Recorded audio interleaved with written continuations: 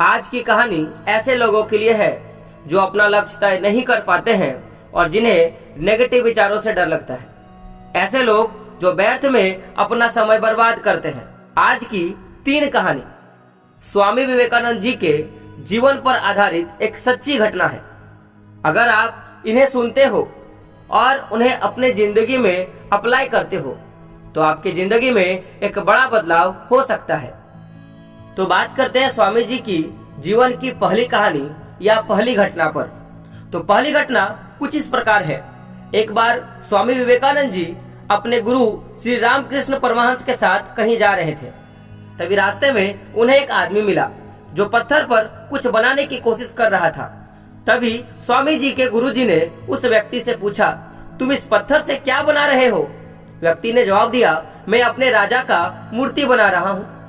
रामकृष्ण परमहंस जी ने उस मूर्तिकार से पूछा, क्या तुम्हारे पास अपने राजा का कोई तस्वीर है? मूर्तिकार ने कहा, मेरे पास राजा जी का कोई तस्वीर नहीं है।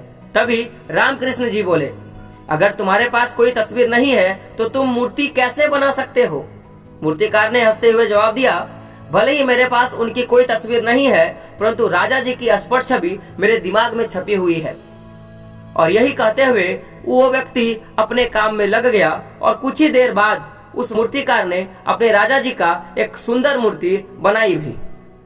वहीं खड़े स्वामी विवेकानंद जी भी ये पूरा दृश्य देख रहे थे और उन्हें अपने कुछ सवालों का जवाब भी मिल गया कि कोई भी मनुष्य अपने जीवन में कुछ पाना चाहता है तो उस मनुष्य को अपने लक्ष्य की या उस चीज की तस्वीर मनुष्य के दिमाग में और उसके विचारों में एकदम स्पष्ट होनी चाहिए।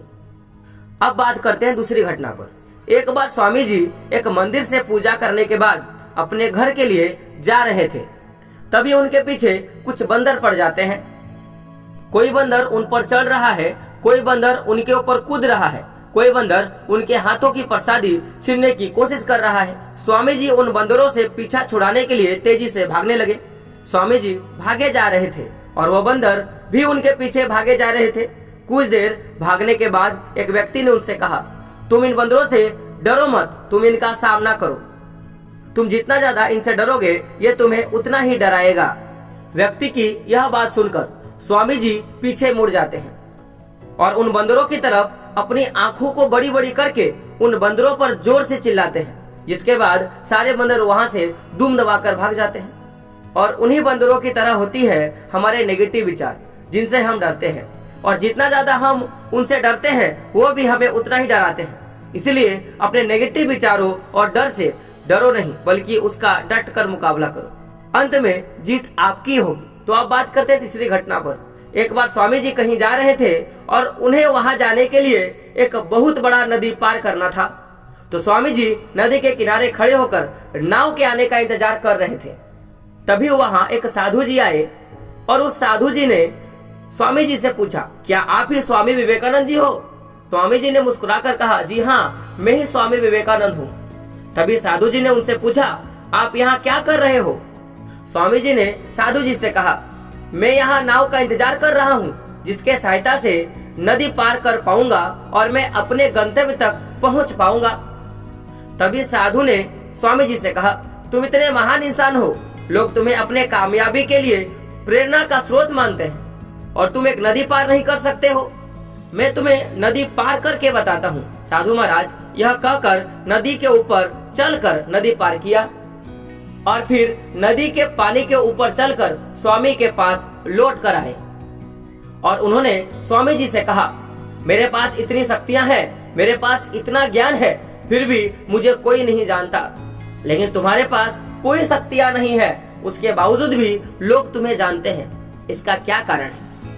तभी स्वामी जी ने मुस्कुराते हुए साधु से पूछा, आपको यह विद्या सीखने में कितना समय लगा?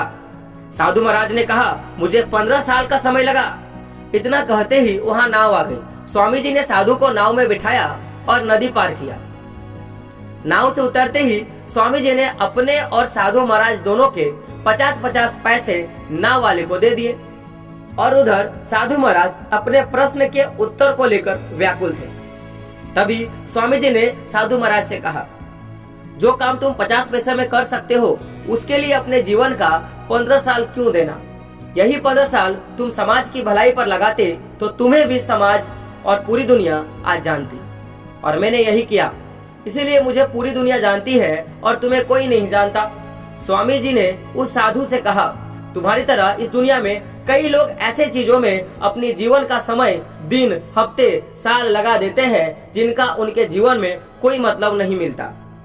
इसीलिए अपने समय का ऐसी जगह उपयोग करो जहां उसका वास्तव में कोई मतलब निकले, क्योंकि समय से बढ़कर इस दुनिया में कोई दूसरी चीज नहीं होती।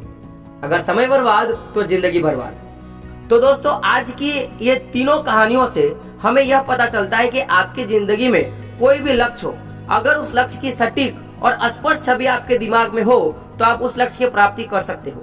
दूसरी, हम लोगों ने ये जाना कि आपको लक्ष्य की प्राप्ति के दौरान नेगेटिव विचार और बुराइयां आपके पीछे पड़ जाएंगी, लेकिन आपको उन बुराइयों से डरना नहीं है, बल्कि उनका डट के सामना करना है। तीसरी कहानी से हम लोगों ने यह सीखा कि अगर आपको लक्ष्य की प्राप्ति करना है तो समय का सदुपयोग करना होगा। अगर आपने समय का सदुपयोग किया तो आप जिंदगी में सफल हो सकते हो।